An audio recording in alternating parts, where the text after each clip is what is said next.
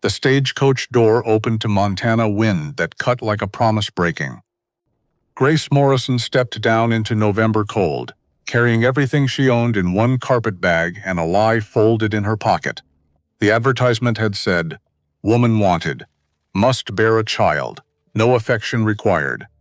She'd answered because 27 men had already said no, and desperation has a way of making honest transactions feel like mercy. The ranch stretched before her, thousands of acres of frozen ground, and a man who stood on the porch like a scar that wouldn't heal. Cole Ravencrest, 35, unmarried, wealthy enough to buy a wife but too broken to want one. He didn't move as she approached, didn't offer to help. Just watched with eyes the color of a winter sky, assessing whether she'd break before spring came. She wouldn't, but neither would he.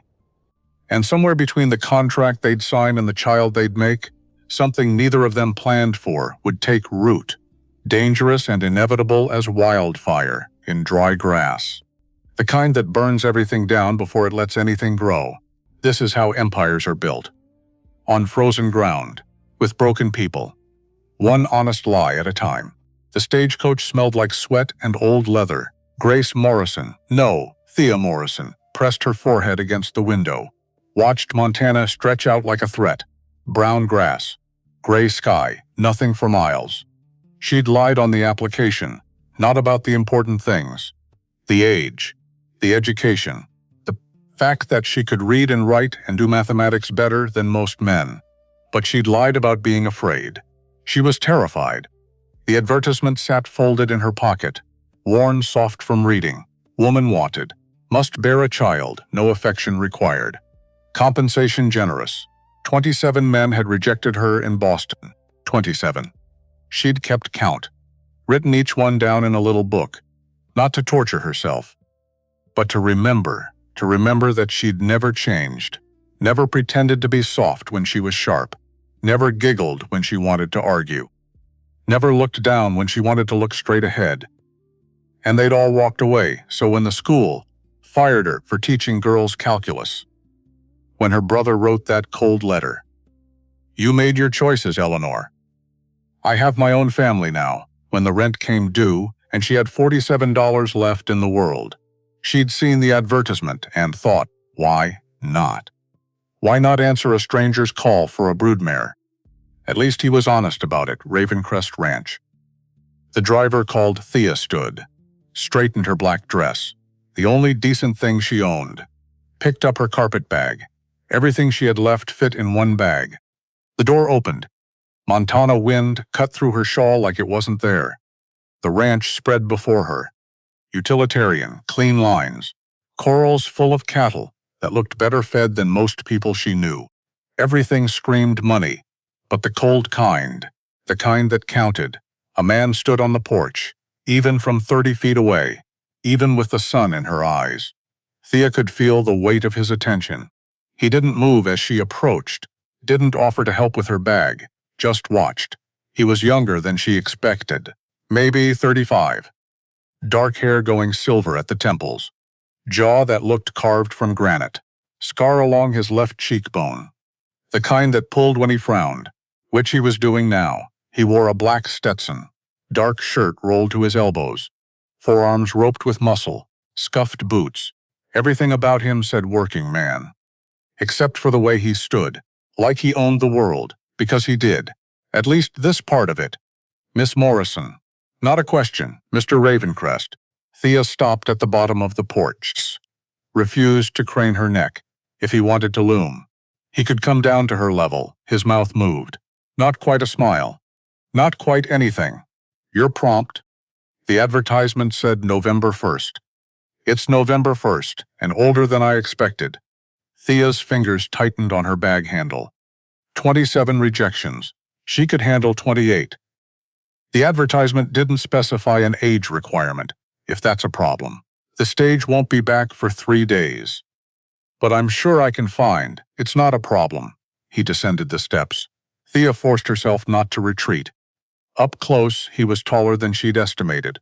Broader. There was something about the way he moved. Deliberate. No wasted motion. Like a predator that didn't need to hurry, Because nothing could outrun him anyway. I don't need a girl, he said. I need a woman who understands what she's agreeing to. I understood the terms when I wrote to you. Writing and standing here are different things. I'm still standing here. Something flickered in his eyes. Assessment. Maybe approval. Hard to tell. Come inside. He turned. Expected her to follow. We'll discuss the arrangement. The house was as austere as everything else. Clean floors. Functional furniture. No photographs. No personal touches. A fire burned in the stone fireplace. But it didn't seem to warm anything. Thea set her bag by the door. Followed Cole Ravencrest into what passed for a sitting room. He didn't offer her a seat. So she took one anyway. He stopped, looked at her. Then something almost like amusement crossed his face. I'll be direct, he said. Remained standing. I need an heir. Someone to inherit this ranch when I'm gone. I don't have time or interest in courting. And the women in town, he stopped. Something bitter crossed his face. They want things I won't give, romance. Pretty lies, he paced to the window. Hands clasped behind his back. I'm offering a business arrangement. You'll live here, bear a child, be provided for, comfortable room, adequate food, access to books, in return. You'll give me a son or a daughter, he turned. What? A child. Not necessarily a son, unless you found a way to guarantee it. Which I doubt, his expression hardened. A child, then. The agreement stands regardless. Thea smoothed her skirt. Buying time. The room smelled like leather and wood smoke. Through the window she could see ranch hands moving between buildings. Men with purpose. Everything here was deliberate. And after? She asked. After the child is born, you'll remain as the mother. The child will need raising. In what capacity? Cole's jaw worked. You'll have separate quarters. Your own space. I won't interfere with how you spend your time. As long as the child is properly cared for. You're describing a governess who happens to have given birth.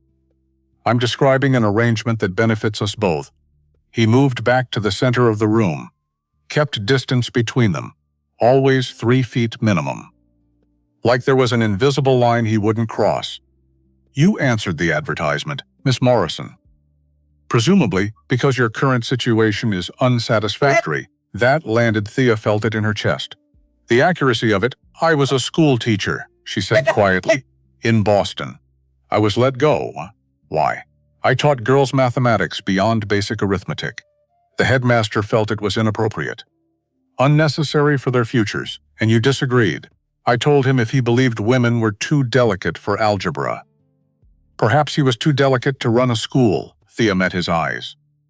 He did not appreciate the observation. The corner of Cole's mouth twitched, almost a smile. No other positions available? Not for a woman who argues with her employers. Boston has a long memory. She paused. My parents are dead. I have a brother in Philadelphia who made it clear I'm not welcome. No prospects. No income. No husband on the horizon? Too plain? Cole asked. And there wasn't cruelty in it. Just assessment. Too difficult, Thea corrected. I've been told I lack the softness men prefer. That I'm too quick with opinions. Too slow with flattery. 27 documented rejections since I turned 18. She stood, suddenly tired of sitting while he loomed. So yes, Mr. Ravencrest. My situation is unsatisfactory. Which is why I'm here, discussing the possibility of bearing your child, like we're negotiating the purchase of livestock. Silence. Cole studied her for a long moment. Those men were fools. Thea blinked. Excuse me? A woman who teaches girls mathematics and tells headmasters the truth. Cole shook his head. They rejected you because you're dangerous. Warmth bloomed in Thea's chest, not affection. Something simpler, recognition of being seen. Really seen, for the first time. Even if the observation came from a stranger who wanted to contract her womb. Is that a problem for you? She asked. No. Cole walked to a desk in the corner. Pulled out papers. I don't need soft. I need functional. Someone who won't fall apart when winter hits and we're snowed in for weeks. Someone who can think clearly. Won't expect poetry. He set the papers on a small table between them. Thea moved closer. Scanned the text. It was a contract. Actual legal language. Witnessed and notarized. You had this drawn up before I arrived. I've had 3 responses to the advertisement. You were the only one who didn't write about finding love on the frontier. His voice held distaste. The others wanted a story they could tell themselves. You wanted terms. Thea read through the contract slowly. Monthly allowance. Private quarters in the main house. Access to all common areas. Medical care during pregnancy and after. The child would carry the Ravencrest name. But Thea would retain full parental rights. If either party wished to dissolve the arrangement after the birth, a settlement would be paid. Generous enough to start over somewhere else. This is more than fair, she said finally. It's practical. Cole produced a pen. I'm not trying to trap you, Miss Morrison. I'm trying to solve a problem, and I'm the solution, are you? Thea stared at the contract, at the clean, precise handwriting that laid out her future in legal terms. No promises of happiness, no illusions about affection, just an honest exchange, her body for security, her child for financial stability. Her presence for a legacy she'd never expected to have. She thought about Boston, about the small room she'd rented above a bakery, the way her money had dwindled month by month, about her brother's letter. I have my own family to think about, Thea. You made your choices, about sitting alone at 31, invisible to the world, watching younger women marry and have children while she corrected grammar in empty classrooms. I need to see the quarters, she said, and I have questions about the winters here. And what happens if the child is sickly, or if there are complications during birth? Cole nodded. Reasonable. He showed her through the house. The main floor held the sitting room, a dining room that looked rarely used, a kitchen where an older woman looked up from kneading bread with barely concealed curiosity. Miss Morrison, Cole said, this is Mrs. Redfern. She manages the house. Opal, the woman corrected, wiped flour on her apron, extended a hand. Nobody calls me Mrs. Redfern except bill collectors. Her grip was firm, her eyes sharp. Pleased to meet you, Thea said. Likewise. Opal's gaze flicked to Cole, then back to Thea. I hope you like roast chicken. It's what's for dinner. I like anything I don't have to cook myself, Opal laughed. Oh, we'll get along fine, upstairs. 4 bedrooms. Cole's was at the end of the hall, door firmly closed. He didn't offer to show her inside. The room designated for Thea faced east. Large window, simple bed, wardrobe, writing desk, and, surprisingly, a small bookshelf already filled with volumes. What are these? Thea moved closer. Reading spines, natural philosophy, history, agricultural science, 2 novels, Shakespeare. Books no one reads, Cole said from the doorway. They came with the house when I bought it. Previous owner was educated. Died before he could build the empire he planned. Thea pulled out a volume on astronomy, opened it carefully. The pages were crisp. Barely touched. I can keep these here? You can burn them if you want. They're yours now. She turned to find him watching her with that same assessing look. In the close space of the bedroom, Thea became acutely aware of what the contract actually meant. This man, this stranger, would touch her, intimately, repeatedly. Until she conceived, her throat went dry. The medical complications, she managed. What happens if Doc Hartwell is in town? 20 miles. But he'll come out for emergencies. I keep a standing account with him. Cole's voice was steady, businesslike. If there are complications during pregnancy, you'll have whatever care is needed. If the child is sickly, same thing. This ranch can afford it. And if I can't conceive? His expression shuddered. Then we'll discuss alternatives after a reasonable time. How reasonable? A year, maybe 2, he paused. I'm not a physician, Miss Morrison. I can't predict these things, but the contract protects you regardless of outcome. Thea set the astronomy book down carefully. When would this begin? The attempt to conceive? She nodded. After you've settled in. A week, perhaps. Time for you to adjust. Decide if you can tolerate living here. His jaw tightened. I'm not a monster. You'll have a choice. Until the moment you don't want one. And during? Thea forced herself to meet his eyes. Will I have choices during? Cole's eyes darkened, not with anger. Something more complicated. I'm not gentle, Miss Morrison. I won't pretend affection I don't feel, or whisper things I don't mean. But I won't hurt you. He held her gaze. You'll have whatever choices the act allows. It was possibly the most honest thing anyone had ever said to her about intimacy. No romance, no false promises. Just clarity. I'll need time to think. Thea said, you have until tomorrow evening. After that, I'll need an answer. He left her there, surrounded by books and silence. Thea didn't sleep that first night. She lay in the unfamiliar bed, listening to the ranch settle around her, cattle lowing in the distance, wind rattling the window frames, footsteps in the hall, Cole. She assumed, pacing. At dawn she rose, dressed in the same black dress. Her only other option was the gray one. Nearly as worn, she made her way downstairs. Following the smell of coffee, Opal was already in the kitchen, moving between stove and counter with practiced efficiency. Morning. She poured a cup without asking. Handed it to Thea. Mr. Ravencrest's already out with the men. Won't be back until noon. You're welcome to anything in the kitchen. Thea sat at the small table by the window. Outside the sky was the color of iron. How long have you worked here? She asked. 3 years. Since Mr. Ravencrest bought the place, Opal cracked eggs into a pan. He's a fair employer, demanding. But fair, is he always so? Thea searched for the right word. Controlled, you mean, does he ever act human? Opal smiled. Occasionally. Usually when he's angry at something gone wrong with the herd. Even then, he's more ice than fire. She flipped the eggs. Whatever arrangement you two are making. Don't expect warmth. He doesn't have it to give. What happened to him? Not my story to tell. Opal slid the eggs onto a plate, set it in front of Thea. But I'll say this. He wasn't always made of stone. Something broke in him, and he chose to stay broken rather than heal wrong. Thea ate slowly, processing that. Do you think I'm insane? She asked. For considering this? Opal turned, studied her with sharp eyes. I think you're desperate. Or brave. Maybe both. She wiped her hands on her apron. Mr. Ravencrest needs someone who won't shatter when he's difficult. Someone who'll push back. Are you that person? I don't know yet. Then you'd better figure it out quick. This ranch isn't kind to the uncertain. Thea spent the day exploring. The ranch was vast.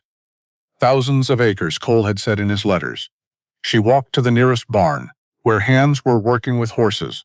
They tipped their hats, didn't speak, respecting her privacy or uncomfortable with her presence, probably both. In the barn office, she found ledgers, neat columns of numbers tracking every aspect of ranch operations, feed costs, cattle sales, employee wages. Everything documented with precision. Finding what you need? Thea spun. Cole stood in the doorway, covered in dust, smelling like horse and leather. He'd removed his hat. His hair was matted with sweat. I was curious about the operation, she said. Not apologizing, and? You run this place like a military campaign.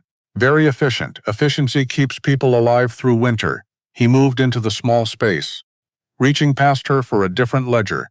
His arm brushed hers. First physical contact. Thea's breath caught. Cole froze. They stood there, absurdly close in the tiny office. His hand still extended toward the shelf. Thea could see the pulse in his throat. The way his breathing had changed. Sorry, he muttered. Grabbed the ledger, stepped back. Didn't mean to crowd you. You didn't. Thea's voice came out steadier than she felt. I was in your way. Your way now, too. If you sign, she met his eyes. Gray like the Montana sky. Unreadable, is that what you want? She asked. For me to sign? Cole's jaw worked. I want a solution to a problem. Whether that's you or someone else doesn't matter, liar. His eyebrows rose. Excuse me? If it didn't matter, you wouldn't have specified no romance in the advertisement. You wouldn't have drawn up a contract that protects me beyond what's legally necessary. You wouldn't be standing there looking like you want to bolt because I got too close. Thea set down the ledger she'd been holding. You want this to work, Mr. Ravencrest. You're just afraid to admit it, afraid. His voice dropped. Dangerous. I'm not afraid of anything. Miss Morrison, then why are your hands shaking? Cole looked down. His hands were in fact trembling slightly. He clenched them into fists. I've been working since dawn. I'm tired. You're terrified, Thea said quietly, of what this means, of letting someone into your carefully controlled world, of what happens if I sign that contract, and suddenly you're not alone anymore. You don't know anything about me. I know you're 35 and unmarried despite obvious wealth. I know you bought this ranch instead of inheriting it, which means you're self-made. I know you speak like an educated man, but work like a laborer. Thea stepped closer. I know you wanted an heir badly enough to advertise for a woman like she's livestock. But you wrote protections into the contract that no one required you to include. She watched him fight the urge to retreat. I know you're scared, Mr. Ravencrest, just like I am. Silence. Heavy. Pressing. Then Cole's shoulders sagged. Something inside him had finally broken loose. I need to get back to work, he said. But he didn't move, Mr. Ravencrest. Cole. Thea blinked. What? If you're going to psychoanalyze me, at least use my name. He grabbed the ledger, headed for the door. Stopped in the doorway without turning around. Dinner's at 6. Opal expects everyone at the table. Then he was gone. Dinner was tense. Apal had prepared roast chicken and vegetables. Cole sat at one end of the table, Thea at the other. Absurd distance for just two people. They ate in silence for several minutes. I'm signing the contract, Thea said finally. Cole's fork paused halfway to his mouth. You're certain? No. But I'm doing it anyway. She set down her utensils. I have conditions. Beyond what's written, such as, I want to help with the ranch books. Not manage them. But assist. I'm good with numbers, Cole frowned. That's not necessary. It is for me. I need to be useful beyond. She gestured vaguely at herself. Beyond the obvious. Fine. His voice was clipped. What else? I want to eat meals together. Here. Not in silence necessarily, but in the same room at the same time. Like civilized people, we're doing that now. Under duress. I want it to be normal. Cole's mouth tightened, but he nodded. Anything else? Thea took a breath. When we attempt conception, I want it to be in my room, not yours, my space, so I can stay after. So I don't have to walk down the hall afterward like I'm leaving a transaction. His eyes darkened. Agreed, and I want you to tell me if it's not working. If I'm not conceiving, if you're regretting this. Whatever. I want honesty. Not silence and resentment building until it poisons everything. I can do that, can you? Thea leaned forward, because everything about you suggests you'd rather swallow glass than talk about feelings. Or failures. Cole set down his fork with deliberate care. I don't talk about feelings because I don't have them, Miss Morrison. But I can discuss failures just fine. I've had enough practice. That's not true. The part about not having feelings? You've known me less than 24 hours. And you've been broadcasting pain like a signal fire the entire time. Thea softened her voice. I'm not asking you to feel things you don't. I'm asking you to admit when you're struggling, so we can address it before it destroys us both. Cole stared at her, something fierce and almost frightened in his expression. You're asking me to be vulnerable. I'm asking you to be honest. There's a difference. He stood abruptly, chair scraping against wood. For a moment Thea thought he'd walk out. Instead, he moved to the window, staring out at the darkening sky. I'll try, he said finally.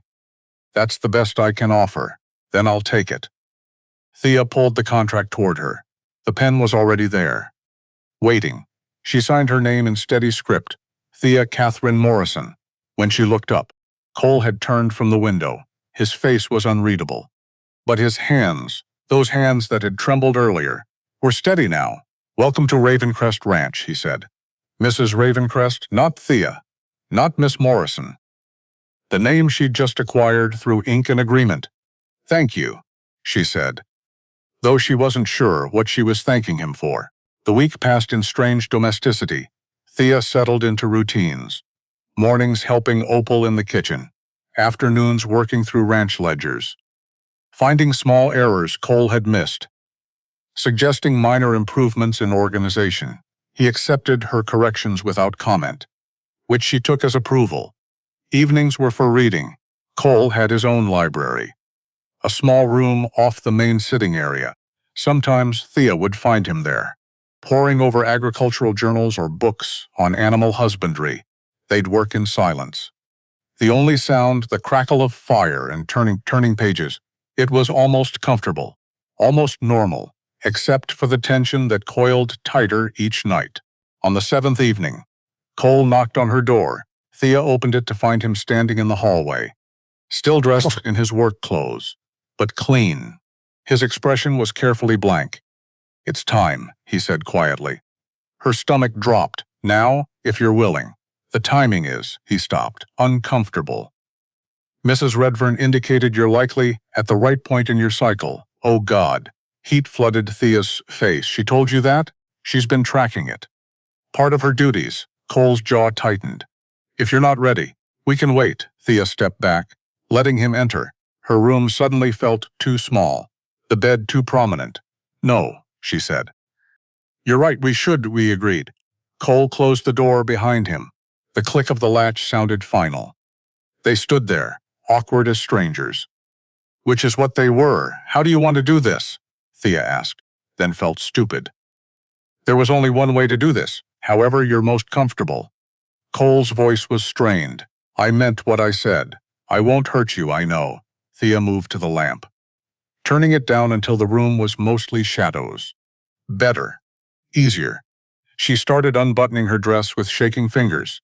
"Thea," she stopped. He'd never used her first name before. "You can still refuse," he said. "Contract or no contract." "You can say no." She met his eyes across the dimness.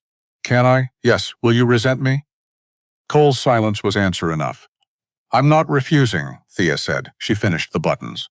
Let the dress slide off her shoulders. "I'm just nervous." "So am I." That surprised her. "You've done this before, not like this. Not when it." He gestured helplessly at the space between them. "Not when it matters. I thought feelings didn't matter. They don't. But consequences do." Cole removed his shirt. Thea saw the body beneath. Scarred. Muscled from hard work. "Nothing soft about it. This changes everything," he said. "Once we do this, you're not a stranger anymore. You're not safe to ignore." Thea stepped out of her dress, in just her chemise and undergarments. Vulnerable. Exposed. "Maybe I don't want to be safe. You should." "Why?" "Because I'm not a good man, Thea. I'm a practical one. And practical men do what's necessary. Even when it costs." She moved closer, watching him fight the urge to retreat. "What's this costing you?"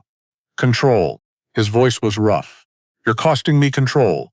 And I hate it." Thea reached up, touching his face, the scar along his cheekbone, the rough stubble, the tension in his jaw. "Then let go. I can't. You have to." For a moment they were frozen. Then Cole made a sound, half growl, half surrender, and pulled her against him. His mouth found hers. Rough and unpracticed, Thea gasped at the contact, at the sudden heat of him. This wasn't romance. This was need. Raw and desperate. His hands found the ties of her chemise. Fumbling, she helped, her own fingers clumsy with nerves and want. Clothes fell away until there was nothing between them but skin and fear.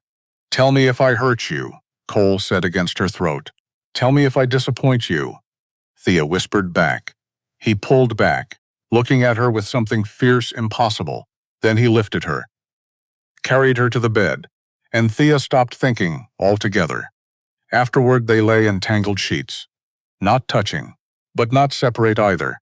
Thea's body ached in unfamiliar ways. Cole's breathing was still rough, his hand clenched in the blanket like he was fighting the urge to reach for her. "Are you hurt?" he asked finally. No, she wasn't. Uncomfortable, maybe. Overwhelmed. But not hurt. Good. Silence. Stretched. Thea waited for him to leave. "This wasn't what I expected," she said quietly. "What did you expect?" "Something colder. More mechanical." Cole's laugh was bitter. "It was mechanical." "No, it wasn't." Thea turned to look at him. His eyes were fixed on the ceiling. But his jaw was tight. "You were there. Present." "That's not mechanical. I was trying not to hurt you. You were trying not to feel anything. There's a difference." He finally looked at her. Did it work? No. Something like panic crossed his face. Thea, I'm not asking for declarations, she interrupted. I'm just saying you're not as empty as you pretend to be. Cole sat up, reaching for his discarded clothes. I should go, stay. The word came out before she could stop it. He froze, shirt half on. What? Just until I fall asleep. Then you can leave. Thea pulled the blanket up, suddenly cold. I don't want to be alone. Right after that. Cole stared at her for a long moment. Then slowly, he removed the shirt and lay back down, not touching her. But there, thank you, Thea whispered. He didn't answer. She fell asleep to the sound of his breathing, careful and controlled even in the dark. When she woke at dawn, he was gone. The pattern repeated over the following weeks. Cole would knock on her door every few nights. They'd come together in fumbling intensity, and he'd stay until she slept. By morning, he was always gone, back to his own room. His own carefully maintained distance. During the day, they worked side by side on ranch business. Thea proved adept at managing the books, catching discrepancies, suggesting efficiencies. Cole accepted her help with grudging respect, but the distance remained. He never touched her outside of those nights, never spoke about what happened between them. Meals continued in near silence, though Thea had started reading aloud from the newspaper when it arrived weekly. Just to fill the quiet with something other than chewing, winter crept closer. The sky grew heavier. The wind sharper. First snow soon, Opal predicted one morning. You can feel it coming, Thea could. The air tasted different, metallic and cold.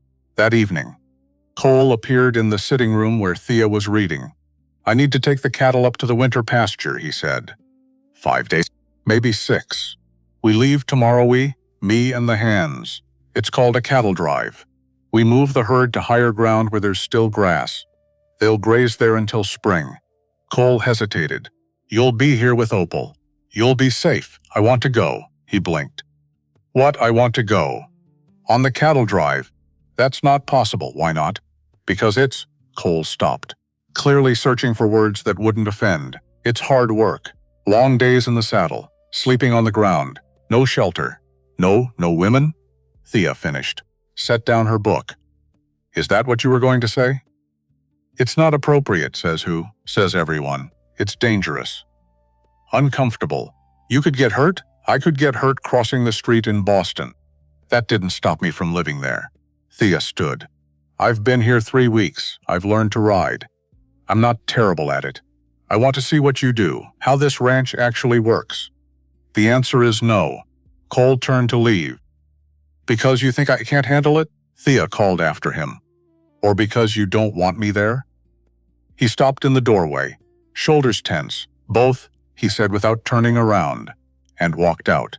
Thea woke before dawn the next morning, dressed in her riding clothes. The split skirt Opal had helped her sew. Warm jacket, her sturdiest boots, she crept downstairs. Out to the barn, the men were already there, saddling horses, loading supplies onto pack animals. Moving with quiet efficiency in the pre-dawn darkness, Thea saddled her own horse. A mare named Stella, who'd tolerated her fumbling attempts at horsemanship. Need help with that?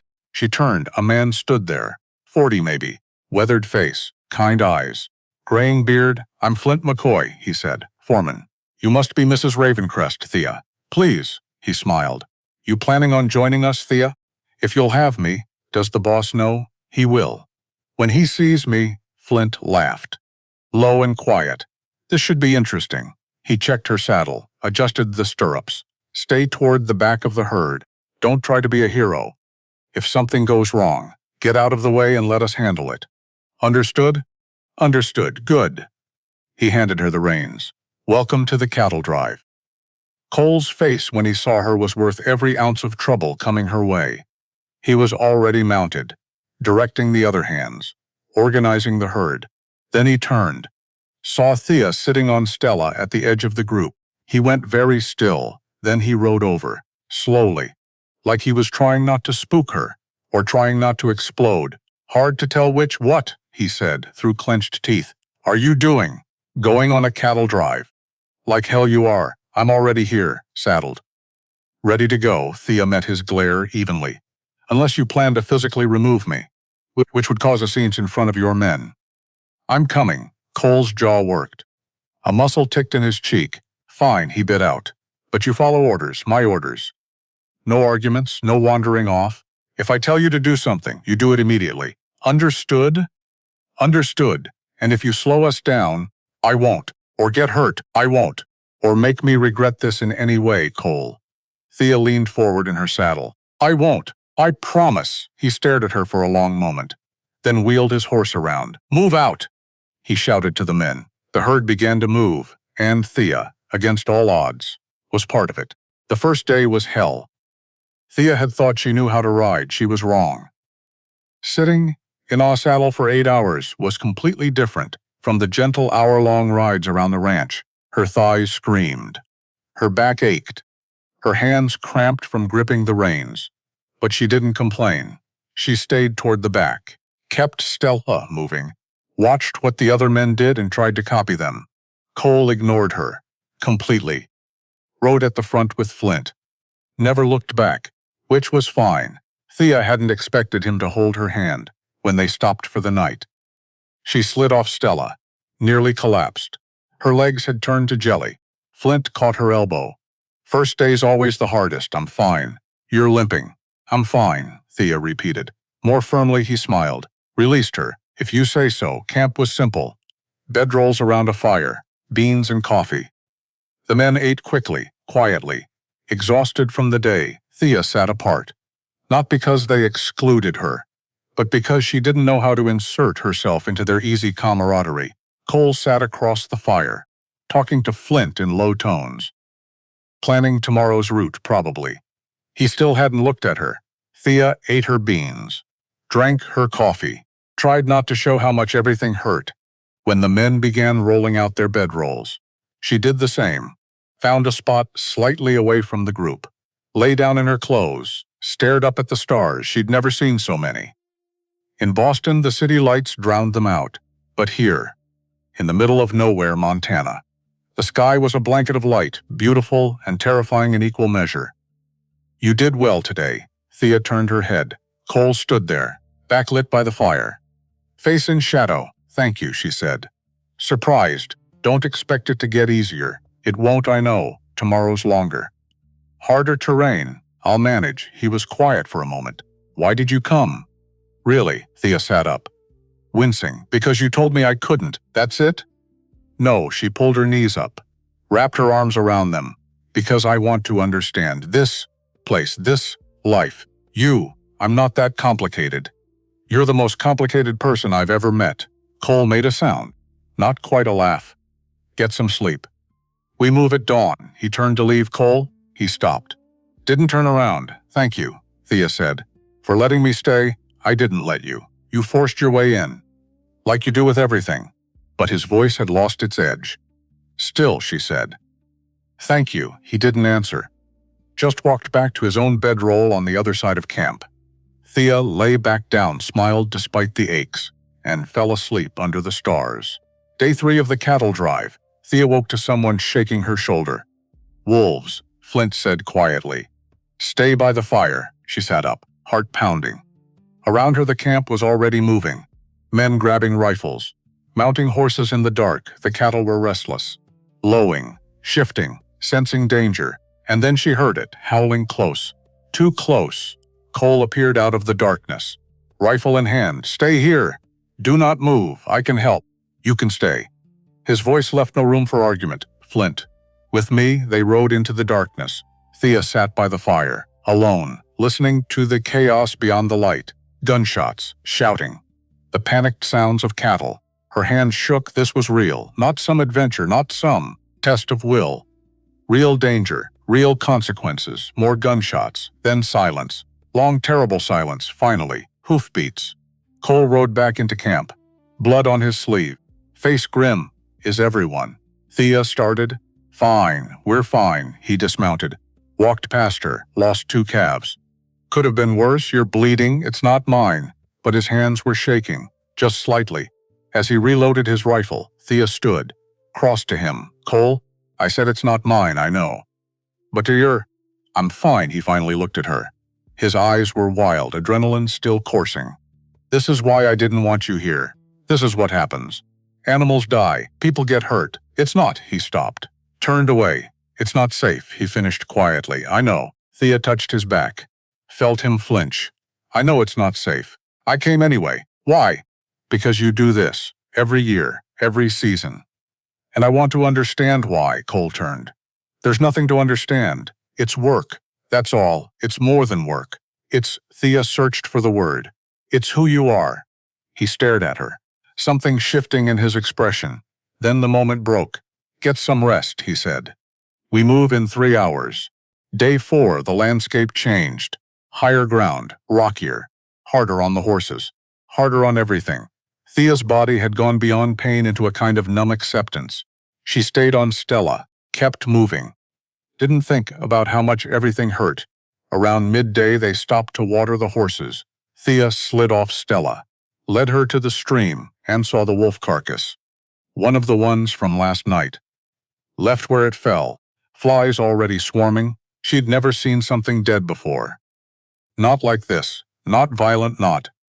Her stomach turned. She made it behind a rock before she was sick, when she finished. Wiping her mouth with a shaking hand, she looked up to find Cole standing there. Your first dead thing, he said. Not a question. Thea nodded, unable to speak. It doesn't get easier, you just get used to it. He handed her his canteen. She rinsed her mouth, spit, tried to stop shaking. I shot that one, Cole said. Quiet last night. It was going for one of the calves. I didn't, he stopped. I don't enjoy it.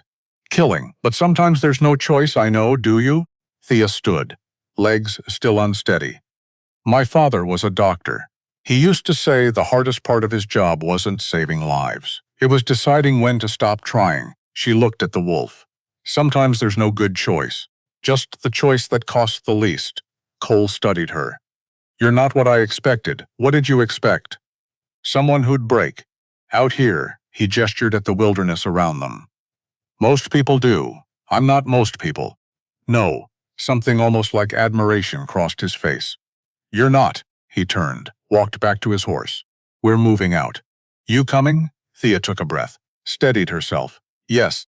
Day 5, they reached the winter pasture at sunset. High meadow, still green. Protected by mountains on 3 sides, the cattle spread out. Already grazing. Content, the men made camp one last time. Tomorrow they'd ride back to the ranch, light and fast without the herd. That night around the fire. Someone produced a guitar. Singeing started, low and rough.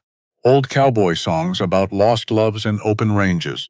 Thea sat at the edge of the light, watching. Listening, Cole sat across from her, as always, keeping distance. But when someone handed him the guitar, he took it. His fingers moved over the strings, testing, finding. Then he began to play. Thea recognized the tune, Red River Valley. Cole's voice when he sang was rough. Unpracticed, but honest. From this valley they say you are going. We will miss your bright eyes and sweet smile. The other men joined in on the chorus, rough harmonies in the firelight. Thea felt something catch in her throat. This was what she'd wanted to see Cole. Not the cold rancher, not the man who'd advertised for a wife like livestock, but this, the man who sang old songs with his men, who protected his herd, who worked until his hands bled, the man beneath the armor, when the song ended. Cole handed the guitar to someone else, stood, walked away from the fire, into the darkness. Thea waited, then followed. She found him at the edge of camp, looking out over the meadow, the cattle dark shapes in the moonlight. That was beautiful, she said. It was adequate? No, it was beautiful. Cole didn't turn. My father taught me that song. Before he died, Thea moved closer. How old were you? 17. Old enough to take over the ranch he'd been foreman on. Not old enough to do it well. He paused. I lost it in 2 years. Bad decisions, worse luck. Ended up with nothing but the lessons he'd taught me. Cowboy code. Yeah, keep your word. Protect the weak. Face the truth. Cole finally looked at her. You remember. I remember everything you say. Silence. The night was cold, but not bitter. Not yet. Winter was coming. But not tonight. The cattle drives over tomorrow, Cole said. When we get back, things will go back to normal. Distance, space. The arrangement, is that what you want? It's what's necessary. That's not what I asked. Cole turned to face her fully. What do you want me to say, that this week changed things? That I'm not, he stopped, jaw tight. That I'm not what I was before? Yes, I can't. Can't or won't. Same thing. Thea stepped closer. No, it's not. Can't means impossible. Won't means choice. Which is it? Thea. Silence fell between them, heavy. Absolute. He stared at her, breathing hard, like he was fighting something inside himself. Then he closed the distance between them, kissed her, not like in her room. Not careful, not controlled. This was raw. This was raw, desperate. Like he'd been holding back for days and finally broke. Thea kissed back, her hands in his hair, his arms around her waist, pulling her against him when they broke apart, both breathing hard. Cole rested his forehead against hers. Won't, he said quietly. It's won't. Then stop. I'm trying. Try harder, he laughed. Rough and broken? You're going to destroy me. Good. Thea's hands moved to his face. You need destroying. So you can rebuild into something that doesn't hurt all the time. What if I don't know how? Then I'll show you. They stood there, holding each other, under the vast Montana sky, and for the first time since she'd arrived, Thea thought maybe, just maybe, this might actually work. They rode back to the ranch the next day, light and fast, without cattle, making the journey in one long push. Thea's body screamed. But she stayed on Stella, kept pace, refused to slow them down. When they finally saw Ravencrest Ranch in the distance, she felt something unexpected. Relief that this place, in just a few weeks, had started to feel like home, which was dangerous and foolish and probably going to break her heart. But true nonetheless. They reached the barn at dusk. The men dispersed, taking care of horses, heading to the bunkhouse. Exhausted, Thea slid off Stella, nearly collapsed. Her legs were done. Absolutely done. Flint caught her elbow again. Still fine? Still fine, she lied. He smiled. You did good, Mrs. Ravencrest.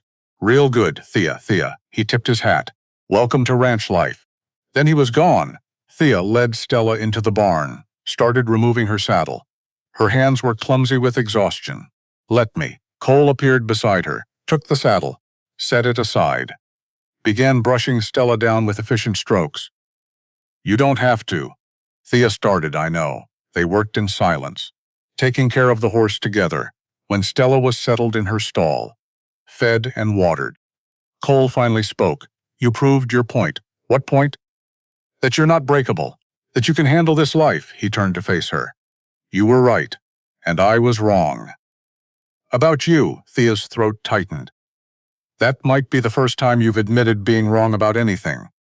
Don't get used to it. But he was almost smiling. They walked to the house together. Opal met them at the door, took one look at Thea and Sesk. Bathtub. Now. I'll bring up hot water. I'm fine. You're about to collapse. Bathtub. Go. Thea didn't have the energy to argue. She climbed the stairs, every muscle protesting, into her room, where the copper tub sat waiting. Opal appeared with buckets of steaming water, filled the tub, added something that smelled like lavender. For the aches, she said. Soak at least 20 minutes. No arguments, thank you. Thank me by not dying of exhaustion. Opal left. Closing the door behind her, Thea stripped off her filthy clothes, sank into the hot water, and groaned. Every muscle simultaneously seized and released, pain and relief in equal measure. She closed her eyes, let herself float. 5 days. She'd survived 5 days. More than survived. She'd proven something. To Cole, to the men, to herself, she belonged here. Maybe not easily. Maybe not gracefully, but she belonged. A knock on the door. Come in, Thea called, assuming it was Opal with more water. It wasn't. Cole stood in the doorway, froze when he saw her in the tub. Thea yelped, sank lower in the water. What are you? Sorry, I thought. He turned around, faced the door. Opal said you were resting. I didn't realize. What do you want? To check on you. I'm fine, as you can see, or could see. Before you turned around, silence. Then Cole's shoulders started shaking. He was laughing. Thea blinked. She'd never heard him really laugh before. "What's funny? You?" He turned back around, keeping his eyes carefully on her face. "Not lower. Covered in trail dust and mud for 5 days. Never complaining. And now indignant because I saw you in a bathtub. It's different. How? It just is. Because in your room at night. That's business. But this is," he stopped. "This is personal?" Thea felt her face heat. "Yes, I see." He moved closer, sat on the edge of the bed, still keeping his gaze respectfully averted from the tub. "For what it's worth," he said, "I'm not sorry I saw you. But I am sorry I barged in. You're not sorry about seeing me?" "No, Cole. I'm trying to be honest. Like you asked." He finally looked at her. Really looked at her. "You're beautiful. Even covered in trail dust. Especially covered in trail dust. Because you earned every speck of it." Thea's breath caught. She didn't know what to say. "That's the most romantic thing anyone's ever said to me." "It wasn't meant to be romantic, I know. That's what makes it romantic." Cole stood. "I'll let you finish your bath. Dinner's in an hour. If you're up for it, I'll be there." He nodded. Started to leave. Stopped at the door, "Thea?" "Yes?" "For coming. On the drive. For," he searched for words, "for being you." Then he was gone. Thea sank back in the tub, smiling. November came with the first real snow, not the light dusting from before, but heavy, relentless. Burying the ranch under 2 feet in one night, Thea woke to white. Everything white. The world transformed. She dressed warmly. Went downstairs. Found Cole and Flint in the kitchen with Opal. All three looked grim. "What's wrong?" Thea asked. "Lost 15 head last night," Flint said. "Caught in a gully. Froze before we could get to them." Thea's stomach dropped. 15? "Could have been worse," Cole said, but his voice was flat. "Could have been the whole winter herd." Is there anything?" "No," he cut her off. "They're gone. We move on." He ground his teeth. His hands clenched into fists on the table. After Flint left, Thea found Cole in the barn, staring at nothing. "Talk to me," she said. "Nothing to talk about? You just lost 15 cattle. That's part of ranching." His voice was hard. "Animals die. You plan for it. Move on, Cole." I said it's fine, but it wasn't fine. She could see it in the tension of his shoulders, the tightness around his mouth. "How bad is it?" she asked quietly. Financially, he was silent for a long moment. "Bad," he admitted finally. 15 head is? That's $5,000, maybe more. And we still have to feed the rest through winter, which means buying hay. Because we don't have enough stored, how much do you need? Another 2,000. At least, do you have it? No. He turned to face her. "I'll figure it out. I always do. Let me help." "How?" "I don't know yet. But," Thea moved closer, "we're partners, right? That's what the contract says. Partners in this. The contract says you bear a child. It doesn't say you solve my financial problems. Maybe I want to anyway." Cole stared at her, something shifting in his expression. "Why? Because this ranch matters to you. Which means it matters to me. When did that happen?" "I don't know." Thea reached for his hand, somewhere between the cattle drive and now. "I stopped thinking of this as a transaction, and started thinking of it as," she stopped, afraid to say it. "As what?" Cole prompted, his voice soft, "as ours." The word hung between them. "Ours?" Not his, not a business arrangement, but ours. Cole's fingers tightened around hers. "Thea," a knock on the barn door. They stepped apart. Quickly, Flint stuck his head in. "Boss, someone's here to see you. Says it's important. Who? Didn't give a name. But he's driving a fancy rig. And he looks," Flint paused. "He looks like trouble." The man in the sitting room was everything Cole wasn't. Polished. Expensive suit. Manicured hands. Smile that didn't reach his eyes. He stood when they entered. Extended a hand to Cole. "Marcus Dalton." "Been a long time." Cole didn't take the hand. "What do you want?" Marcus's smile widened. "Straight to business. I remember that about you," he turned to Thea. "And who is this lovely woman?" "My wife," Cole said. Flat. "Final, wife?" Marcus's eyebrows rose. "Congratulations." "I hadn't heard. We keep to ourselves, clearly." Marcus sat. "Uninvited. I'll be brief. I'm here to make you an offer. I want to buy Ravencrest Ranch." He felt Cole go rigid beside her. "Not for sale," he said. Hear me out. I'm prepared to offer 20% above market value. Cash, immediate transfer. You and your wife could start fresh. Anywhere you want. I said it's not for sale, Cole. Marcus's voice turned persuasive. I know about the cattle you lost. I know about your financial situation. This offer could solve all your problems. How do you know about my cattle? I make it my business to know things, especially about former partners. The temperature in the room dropped. Get out, Cole said quietly. Think about it. Get out. Marcus stood slowly. You always were too proud for your own good. It's what cost you last time. Remember? I remember everything. About our partnership. About what you did. About who you really are. That was 7 years ago. Water under the bridge? Not for me, Marcus looked at Thea. Has he told you about Eva? About how she chose me over him, Mr. Dalton? Thea started. She died 6 months ago. Cancer. Toward the end, when the pain got bad, she'd call for him. Marcus's smile turned sharp. For Cole, not me. Her husband. But her first love, that's enough, Cole said. Voice dangerous, the point is, some ghosts never leave. Some mistakes never stop haunting. I'm offering you a way out. Take it. The only mistake I made was trusting you. I won't make it twice. Cole moved to the door. Opened it. Leave. Now and don't come back. Marcus collected his hat. Walked to the door. Stopped next to Cole. You know what your problem is? He said quietly. You think love makes you strong. It doesn't. It makes you vulnerable. Weak. It's why I won, and why I'll win again. Then he was gone. Cole stood frozen, staring at nothing. Cole, Thea said softly. Don't. We need to talk about. I said don't. He walked out, left her standing there. Thea found him an hour later, in his library, staring at papers spread across the desk, financial records, ledgers, all showing the same thing. They were in trouble. How much do we actually need? She asked from the doorway. I told you, 2,000 for hay. And another 5 to replace the lost cattle in spring, and another 1,000 for operating costs through winter. He looked up, 8,000 total. Which I don't have. Can you borrow it? From who? The bank? Cole laughed bitterly.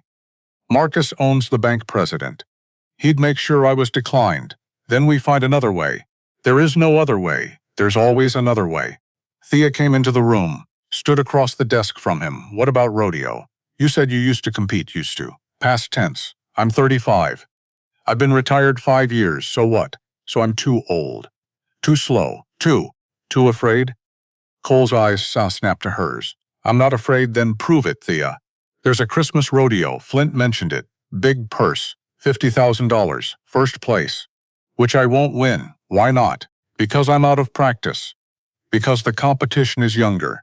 Faster, because I could get hurt or worse. And then where would you be? With you, Thea said simply. Wherever you are. That's where I'd be. Cole stared at her. When did you? He stopped, shook his head.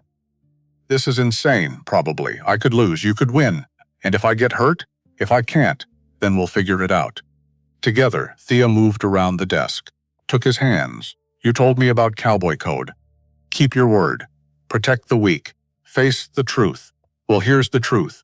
This ranch is dying, and you're the only one who can save it. By humiliating myself at a rodeo, by fighting, by not giving up, by being the man I know you are. Cole pulled his hands away. Stood, paced at the window. You don't understand what you're asking. Then explain it to me. I was good. 7 years ago. Very good. Won the state championship 3 years running. Then Eva happened. Marcus happened. Everything fell apart. And he stopped, jaw working. I quit, he said finally. Not because I was injured. Not because I aged out. I quit because I was afraid. Afraid of failing again. Afraid of being seen, Thea finished softly. Of being vulnerable in front of people. Cole didn't answer. That's not weakness, she said. That's human. It feels like weakness, then feel it. Feel weak, feel afraid, and compete anyway. She moved to stand beside him. That's what courage is, not the absence of fear, but action despite it. Cole looked at her, really looked at her. When did you get so wise? When I answered an advertisement from a stranger and discovered he wasn't a stranger at all, just someone who'd forgotten how to be known. Something in Cole's face cracked. The careful control he'd maintained for weeks, months, maybe years. I can't promise I'll win, he said. I'm not asking for promises. Just effort. What if it's not enough? Then we'll try something else. But we try. We don't give up. We don't sell to Marcus Dalton. We don't let fear make our choices. Cole reached up, touched her face, gentle, like she was something precious. How did you get here? He asked. How did I get so lucky? I answered an advertisement. Remember? Best decision I ever made. Placing that ad, best decision I ever made. Answering it, he kissed her then. Slow, deliberate, like he was memorizing the feel of her when they broke apart. He was smiling. Just slightly. All right, he said. I'll do it. I'll compete. Yeah? Yeah. But you're training with me. What? If I'm going to humiliate myself? You're going to watch every day.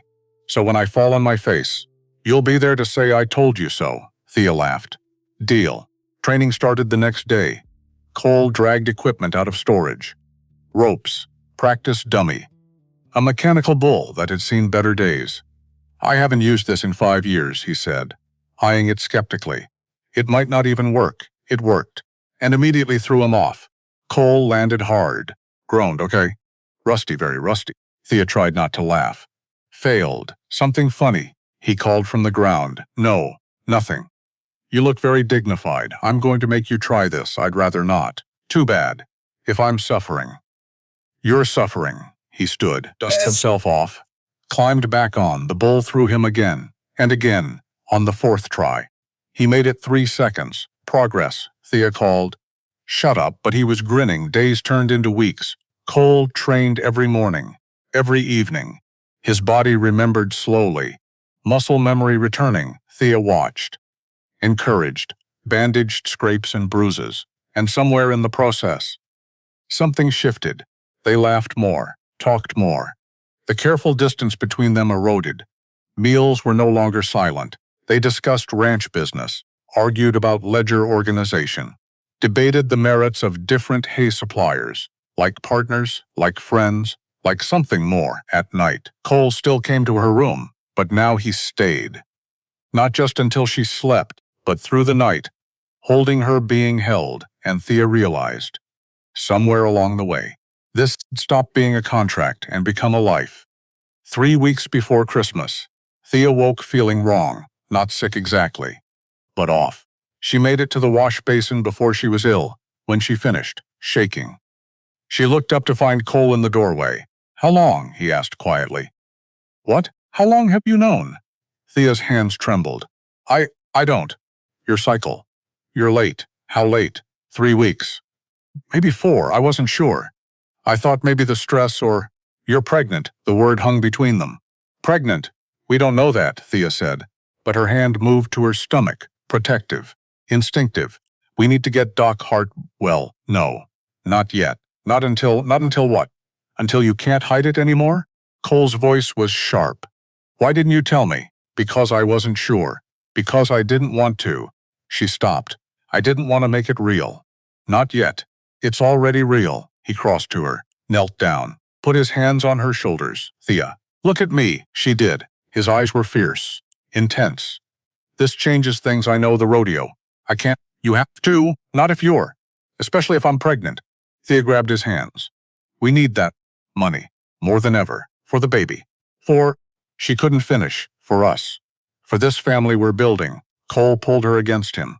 Held her tight. I'm terrified, he said into her hair. Me too. What if I fail? What if I can't? You won't fail. You can't. Because you're fighting for us now. All of us, she pulled back, met his eyes. And we're worth fighting for, aren't we? Yes. No hesitation. Yes, you are. Then prove it. Win that rodeo. Save this ranch. Come home to me. To us. To us. 1 week before the rodeo, Cole was fixing fence line on the eastern border. The same place where the posts had broken in the snowstorm. Thea had come with him. Against his protests, she was barely 3 months along, hardly showing. But Cole treated her like glass. I'm fine, she said. For the 10th time, you're pregnant, not broken. Pregnant. Same thing. It's really not. They were bickering. Like an old married couple. Which was absurd because they barely knew each other. Except they did. After 2 months of living together, working together, sleeping together, they knew each other. Cole drove another post into the frozen ground. Grunted with effort. "Hand me the wire," he said. Thea passed it to him. He strung it between posts. "Testing tension. This section's always been weak," he muttered. "Previous owner didn't." The ground gave way. 1 second Cole was standing there. The next he'd dropped. Disappeared. Thea screamed. She ran to the edge, looked down maybe 10. A hidden ravine, covered by snow, now collapsed. Cole lay at the bottom. Not moving. Cole, she was already climbing down. Sliding. Not caring about the risk, she reached him, touched his face. "Cole? Talk to me," he groaned, eyes flickering open. "Thea, I'm here. Are you hurt? Can you move?" He tried to sit up, gasped, fell back. "My ankle. I think." He looked down. His left ankle was bent wrong. "It's broken. Or badly sprained." Panic clawed at Thea's throat.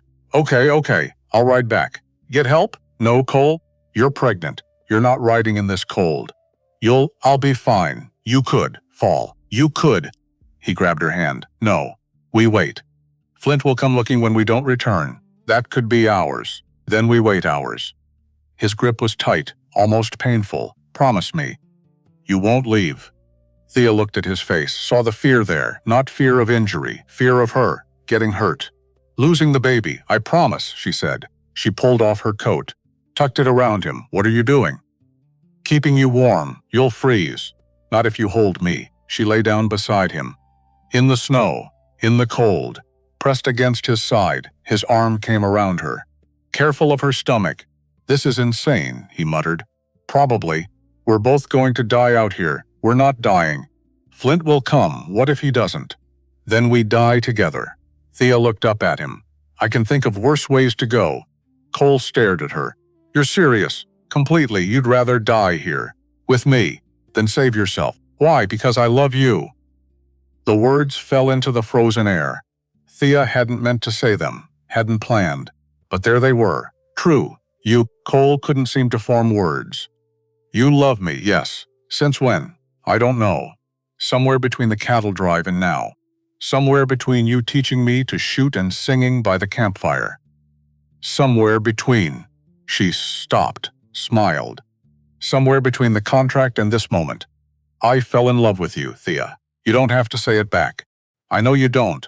I love you too." Now it was her turn to stare. "What? I love you." His voice was rough, raw. "I've loved you since you climbed into that ravine. Since you refused to leave. He pulled her closer. Since you chose me, over and over. When you had every reason to run." Thea felt tears freeze on her cheeks. "You love me, yes, and you're just now saying it, while we're possibly dying in a frozen hole? Bad timing? The worst. Sorry. Don't be sorry. Just," she pressed her face into his chest. "Don't die. Please don't die. Not now. Not when I'm not dying." Cole's arms tightened around her. "I'm not leaving you. Either of you. I swear, you can't promise that. Watch me." They lay there, holding each other. Waiting, the cold crept in, insidious. Numbing. Thea's fingers went numb. Then her toes. Cole's breathing grew shallow. "Stay awake," she said. "Cole, stay with me trying. Tell me about the rodeo. What you'll do when you win. If I win, when I win." His voice was fading. "I'll buy you a house in town if you want. With heat and a real bathtub. And I don't want a house in town, no. No, I want this. The ranch, the cold, the cattle. You." She kissed his jaw. "That's all I want. You have me. Promise? Promise." His eyes closed. Cole, stay awake. Just resting. Just." Then voices, shouting. "Here!" Thea screamed. "We're here!" Flint's face appeared over the edge. "Jesus! Boss, you alive?" "Barely," Cole managed. "We're coming down. Hold on, ropes. Hands, being lifted. Thea first. Then Cole blankets. A wagon. The ride back to the ranch passed in a blur. Doc Hartwell was already there when they arrived. Opal had sent someone for him the moment Flint realized they were missing. "Ankles badly sprained," Doc Hartwell said after examining Cole. "Grade 2 sprain. Partial tear of the lateral ligament. Minimum 4 weeks rest, ideally 6 to 8. I have a rodeo in 1 week. Absolutely not. You compete on this. You'll tear it completely. Could need surgery. could end up with permanent instability. I'll take the risk, Cole. Thea started. I'll wrap it, ice it, take painkillers. I'll manage. Doc Hartwell's jaw tightened. You'll sign a waiver. Because I'm not responsible when this goes sideways, I have to. You'll permanently damage it. You understand? You'll never ride again. I don't care, Cole. Thea started. I don't care. He looked at her. I have to do this, for us. Doc Hartwell looked between them. What am I missing? Nothing, Cole said. Can you wrap it? Give me something for the pain? I can, but I'm strongly advising, wrap it. Please, the doctor sighed. You Ravencrest men. Stubborn as rocks, he wrapped the ankle, left painkillers. And a warning, one wrong move and you're done. Not just for the rodeo, forever. Understood? Understood, after he left. Thea sat on the bed beside Cole. You're really going to do this, she said. I have to, even if it means never riding again. Even then, why? Cole reached for her hand, placed it on her stomach, where their child was growing, because some things are worth the sacrifice. And you two are everything, Thea wanted to argue, to tell him it wasn't worth it. But looking at his face, at the determination there, she knew he'd already decided. Then win, she said, because if you destroy your ankle for nothing, I'll kill you myself, he smiled. Deal. The week before Christmas, Cole trained every day despite the ankle. Ice, painkillers. Wrapping it so tight. Thea worried about circulation. You're going to make it worse, she said, watching him limp to the practice area. It's already bad, exactly my point. Thea, Cole. They stared at each other. I have to do this, he said finally. I know. Then stop trying to protect me, I can't. That's what you do when you love someone. You try to protect them. Even from their own stubbornness. Cole crossed to her, kissed her forehead. Then protect me by believing I can win. I do believe that. Good, he turned, limped back to the mechanical bull, climbed on. The bull threw him in 4 seconds. He got up, climbed on again. Thea watched, heart in her throat, hands on her barely there belly. Please, she thought. Please let him be okay. Please let us all be okay. 3 days before the rodeo, Marcus Dalton appeared again, this time at the fence line, where Cole was checking posts. Thea beside him, because she refused to stay behind anymore. Heard you're competing, Marcus called, from astride a beautiful black gelding. Everything about him expensive. Polished. Cole didn't look up. News travels. Also heard about your ankle. Shame. That'll make it difficult. I'll manage, will you though? Marcus dismounted, walked closer. I've entered the same category, bull riding. Final round. Now Cole looked up. You haven't competed in years, neither have you. Seems we're both making comebacks. Marcus smiled. Sharp. Dangerous. Difference is, my body's intact. Yours is broken. Just like your ranch. Just like everything you touch. Get off my property. Not yet. I came to make a final offer. 40,000. Right now. Today. You can take it. Avoid the humiliation of losing. I'm not going to lose. You can barely walk. You think you can ride a bull? Watch me. Marcus's smile widened. Oh, I will. I'll have a front row seat to your failure. Just like I did with Eva. Cole's hands clenched into fists. Thea stepped forward. Put herself between them, Mr. Dalton. I think you should leave. Before this becomes something uglier, Marcus looked at her, really looked. His gaze dropped to her stomach, where her hand rested. Protective. You're pregnant, he said. Not a question. That's none of your business. Oh, but it is. Because when Cole loses, when he can't pay his debts, when the bank forecloses, that child of yours will grow up with nothing. Just like Cole did, he turned to Cole. You're not just gambling your pride. You're gambling your family's future. Is your ego really worth that much? My ego has nothing to do with it. Then what? Honor. Something you wouldn't understand. Honor doesn't pay bills. Honor doesn't feed children. Money does. And I'm offering you money. Enough to start over. Somewhere else. Away from all this, Marcus gestured at the ranch. Why are you fighting so hard for a piece of land? It's just dirt. It'll be here long after you're gone. It's not about the land, Cole said quietly. It's about what the land represents. Legacy. Family. Commitment. Everything my father taught me. Everything I'm going to teach my child. He moved to stand beside Thea, put his hand over hers.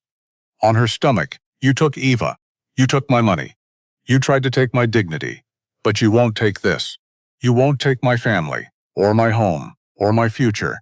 Then I'll take them at the rodeo. When I beat you. When everyone watches you fail, we'll see. Marcus mounted his horse. Yes. We will, he rode away. Thea turned to Cole. He's trying to get in your head, I know. Don't let him, I won't. But his hand was shaking where it touched her stomach. The morning of the rodeo, Cole woke before dawn, like always, but today felt different, heavier. Like the weight of everything rested on the next 12 hours. He dressed carefully, wrapping his ankle, taking painkillers, moving slow because every step hurt. Thea watched from the bed. You don't have to do this. Yes, I do. We could sell. Take Marcus's offer. Start over somewhere. Is that what you want? She was quiet for a moment. No, I want to stay. But not if it costs you everything. It won't. You can't promise that. Watch me. Cole crossed to the bed, sat beside her, took her hands. I'm going to win today. I'm going to save this ranch. And I'm going to come home to you, both of you. I promise, Cole. I promise, Thea. On my father's grave. On everything I am. I promise. She pulled him down, kissed him hard. Desperate. Then go, she said. Go win. The rodeo grounds were chaos, people everywhere. Cowboys preparing, horses whinnying. The smell of livestock and sawdust and anticipation. Cole registered, got his number, 23. Marcus was already there. Number 17. They didn't speak, just stared at each other across the arena. Flint appeared at Cole's shoulder. You ready? No, good. Fear keeps you sharp, or gets you killed. There's that too. Cole smiled despite everything. Thanks for the pep talk. Anytime, boss. Thea found them near the practice pens. She'd brought Opal. Both women bundled against the cold. Thea's stomach barely visible under layers of clothing. How's the ankle? Thea asked. Fine, liar. Manageable then. She grabbed his face. Made him look at her. If it's too much, if you can't. I can. Promise me you'll be careful. I promise to try to win. That's the best I can do. Thea kissed him. Right there in front of everyone. Deep and claiming. When she pulled back, Cole was smiling. What was that for? Luck? I'll take all I can get, the loudspeaker crackled. Announcing the start of the competition. That's my cue, Cole said. He limped toward the staging area. Thea watched him go. Her hand on her stomach. Please, she thought again. Please, bronc riding came first. 8 seconds on a bucking horse. Score based on style control. How well you ride the chaos. Cole drew a horse called Hellfire, which was promising or terrifying. Hard to tell. He climbed into the chute. Settled onto the horse. Wrapped the rope around his hand. Ready? The gate man asked. Cole nodded. The gate opened. Hellfire exploded into the arena, bucking, twisting, trying to throw the weight off its back. Cole held on, one hand up, one hand gripping, his body moving with the horse. Anticipating, his ankle screamed. But he ignored it. 3 seconds. 4, 5. The crowd was roaring, but Cole couldn't hear them. Just the pounding of his heart, the grunting of the horse, the rush of blood in his ears. 6 seconds. 7. The buzzer. 8 seconds. Cole released, flew off, landed hard. His ankle gave out. He went down. The crowd gasped, but he got up, waving off the medics. Limping out of the arena. Ski bore. 87 points. Good, not great, but good. Marcus rode next. His horse was smaller, less aggressive, but he rode it smoothly. Technically perfect for 85 points. Cole was ahead, barely between events. Thea found Cole in the medical tent. Ice on his ankle, face gray with pain. You should stop, she said. Can't, Cole. I'm ahead. If I can hold it in the bull riding, I win. If your ankle holds, it will. You don't know that. He looked at her. You're right, I don't. But I know this. I'd rather risk everything trying than live with the regret of giving up. Thea sat beside him, took his hand. Then I'm with you. Whatever happens, even if I fail, especially then.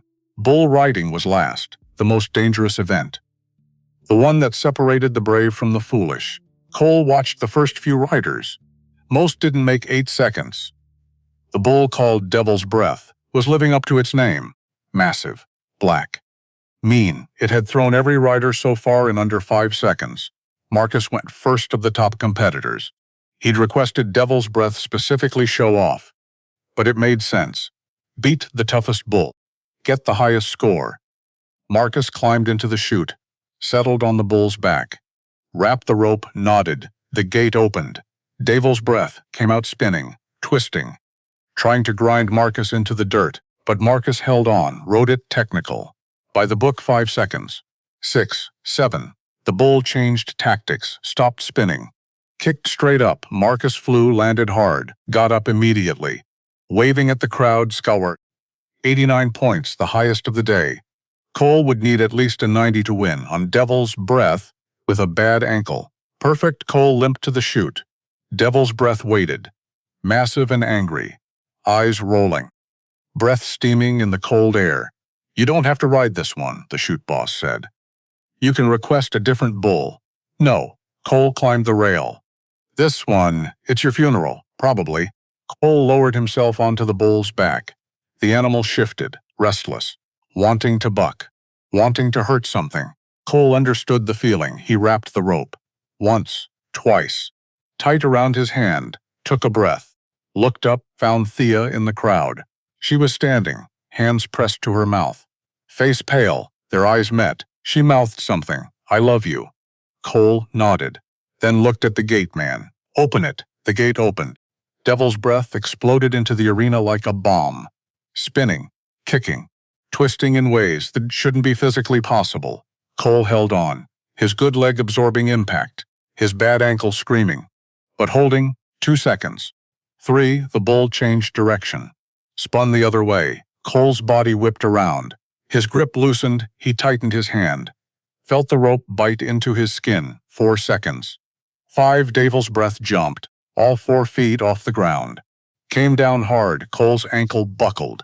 He felt something tear, give way, but he held on 6 seconds. The bull was slowing, getting tired, or getting ready for one final attempt. 7 seconds. Devil's Breath stopped for just a heartbeat, then kicked, straight up, back feet over its head. Cole flew, airborne, spinning. The world a blur, the buzzer. 8 seconds. He'd made it, but he was still flying, still falling, the ground coming up fast. He hit hard. On his bad ankle, something snapped, audible even over the roar of the crowd. Pain, white blinding, absolute. Cole couldn't breathe, couldn't think, couldn't do anything but lie there. The bullfighters swarmed, protecting him from the still agitated bull. Medics rushed in, hands on him, lifting him, moving him. Don't move him, someone shouted. His ankle.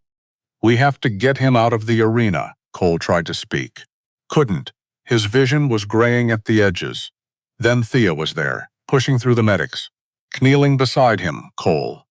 Cole, look at me. He focused on her face, her terrified face. You did it, she said, voice shaking. You made 8 seconds. You did it. Score? We don't know yet. But you did it. You stayed on, the loudspeaker crackled. Ladies and gentlemen, Cole Ravencrest's score. Cole tried to sit up, failed. I won? You won, Thea was crying, smiling. You won. Then the world went black. Cole woke in a hospital bed, white walls, antiseptic smell, his ankle in a cast, Thea asleep in the chair beside him, her hand on her stomach. That protective gesture he'd come to know. You're awake. Opal appeared in the doorway with coffee. Surgery went well. Complete rupture of 3 ligaments. Partial fracture of the fibula. You'll walk again. But competitive riding is over. Cole looked at Thea. Still sleeping. I know. She hasn't left your side. Not once. I know that too. Opal smiled. Marcus Dalton left right after they announced your score. Didn't say a word. Just drove away. He lost. He did. Thea stirred. Opened her eyes. Saw Cole awake. You won, she said. Voice hoarse from crying. We won. He reached for her hand, moved it to her stomach. All 3 of us, she understood. Tears streaming again.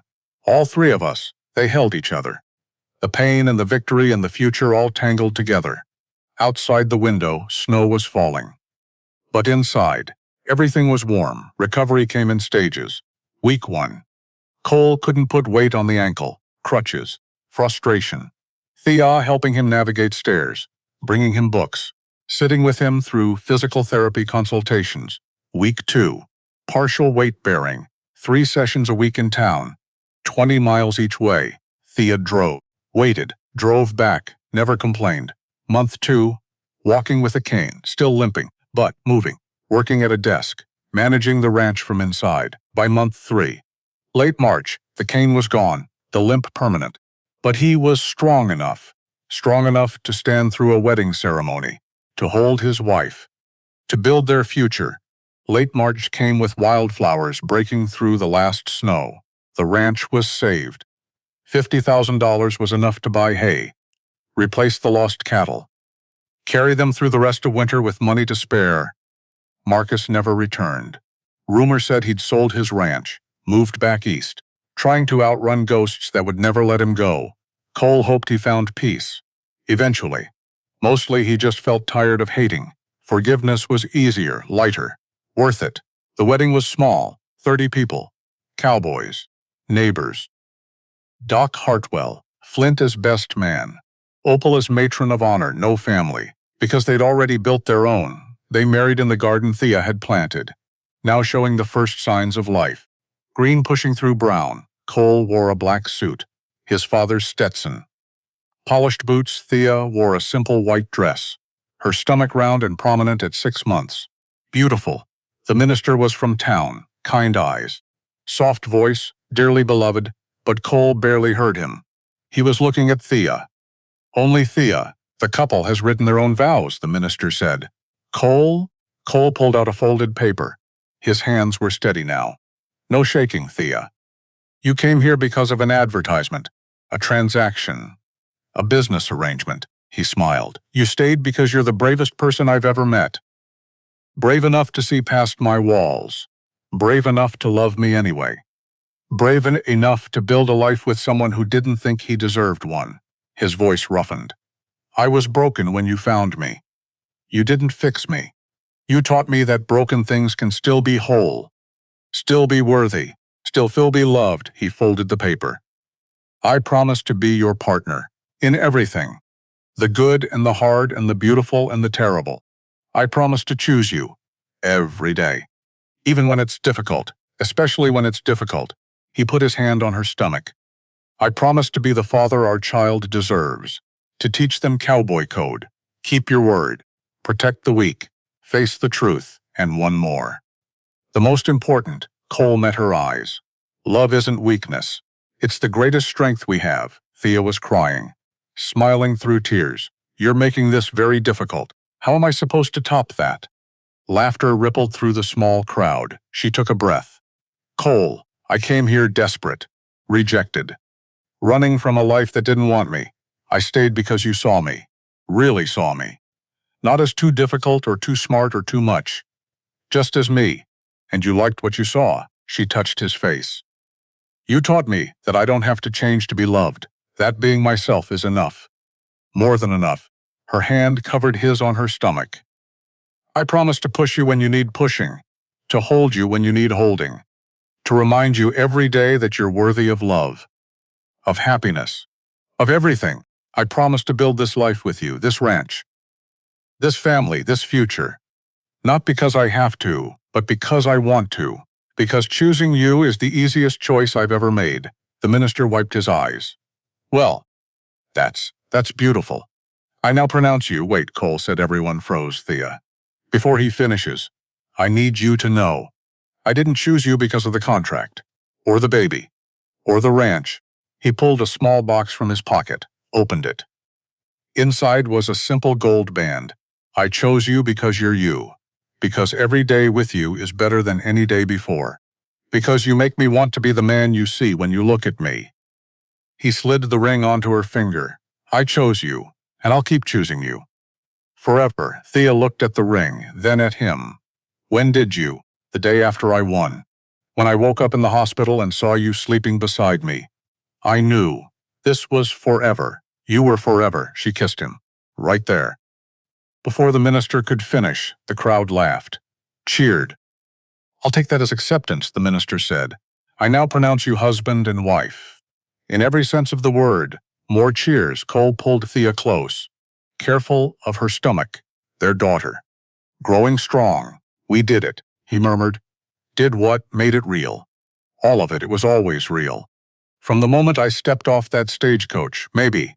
But now everyone knows. Good. Let them know. I'm not hiding any of it. They walked back down the aisle, hand in hand, past smiling faces, into their future. Mid-August came hot and bright. The baby was right on schedule. 40 weeks from that November night under the stars, Thea had grown large, round, uncomfortable, due any day. She spent most of her time in the shade, reading, knitting, preparing. Cole hovered, like always. I'm fine, she said. For the 1000th time, you're 9 months pregnant. I'm aware. Maybe you should stay inside. It's 90 degrees inside, then maybe Cole. Stop. I'm fine. The baby's fine. Everything's 2 hours later. Her water broke. Cole, she gripped the porch railing. Cole, he was there in seconds. Face white. Is it? Yes. Now? Yes. Now. Go get Doc Hartwell. I can't leave you. Flint can go. You stay with me, Cole yelled for Flint, who appeared running. Get the doctor now. Flint took one look at Thea, ran for his horse. Cole helped Thea inside, upstairs, into their room. Opal was already there. Sheets, towels, everything prepared. How long between contractions? She asked. 5 minutes, maybe less. Then we have time. Not much, but some. The next hours were a blur of pain and waiting.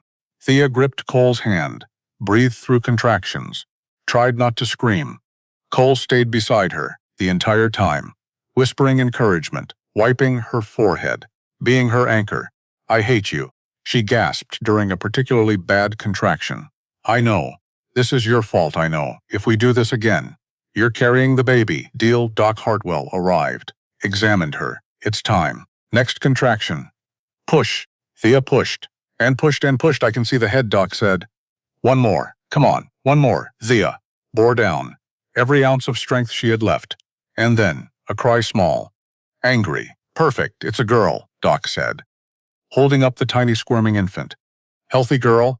He cleaned her quickly, wrapped her in a blanket, placed her on Thea's chest. Thea looked down at her daughter, at the small red face, the dark hair, the tiny fists.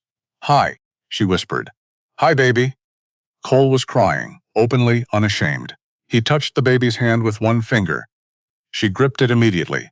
She's perfect, he said. Voice breaking. She is. What do we name her? They'd discussed names for months. Never decided.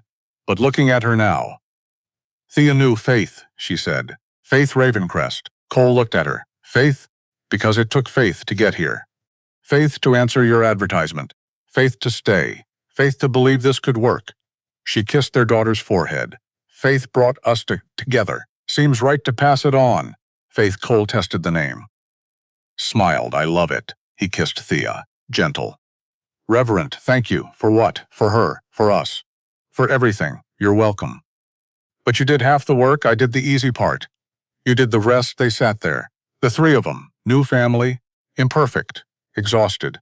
Happy outside. The ranch continued. Cattle grazing. Horses in their stalls. The land stretching forever. But inside this room, this moment, the world had shrunk to just this. Two people who'd found each other against all odds. And the child they'd made perfect. 1 year later, mid-August. Faith's first birthday, the same date she'd arrived. Screaming and perfect. 1 year ago. The ranch was full of people. Cowboys. Neighbors, friends they'd made. A table of food. A cake Opal had made. Decorations that Thea had insisted were necessary despite Cole's protests. She's one. She won't remember this. I'll remember. That's what matters. Faith toddled around the yard, unsteady on her new legs, dark hair wild, gray eyes like her father, stubborn, already, at 1 year old, refusing help, insisting on doing everything herself. She's just like you, Cole said, watching his daughter fall. Get up. Try again. She's just like you, Thea countered, determined, relentless. Won't quit. Both then, both. They sat on the porch, watching, as the sun set over the mountains. Painting everything gold. Do you ever regret it? Thea asked. Coming here. Staying. Cole pulled her close. Not once. Even the hard parts? Especially the hard parts. They made this. He gestured at everything, the ranch, the people. Faith laughing as Flint picked her up. They made this possible. I love you. I love you too. They sat in comfortable silence until Faith toddled over, arms up. Demanding to be held, Cole lifted her, settled her between them. She leaned against his chest, yawning, tired from excitement. Tell me a story, she demanded, in her small, clear voice. What kind of story? A good one. About brave people, Cole smiled. I know one. About a teacher from Boston who answered an advertisement from a cowboy. Even though she was scared, Faith's eyes widened. Was the cowboy scary? Very scary, at first, but the teacher was braver. She stayed. Even when he tried to push her away, she stayed and taught him something important. What? That love isn't weakness. It's the strongest thing in the world. Faith yawned again. Did they live happy ever after? Thea and Cole exchanged glances. They're still working on it, Thea said softly. But yes, I think they will. Faith's eyes closed. Asleep in seconds, Cole held his daughter.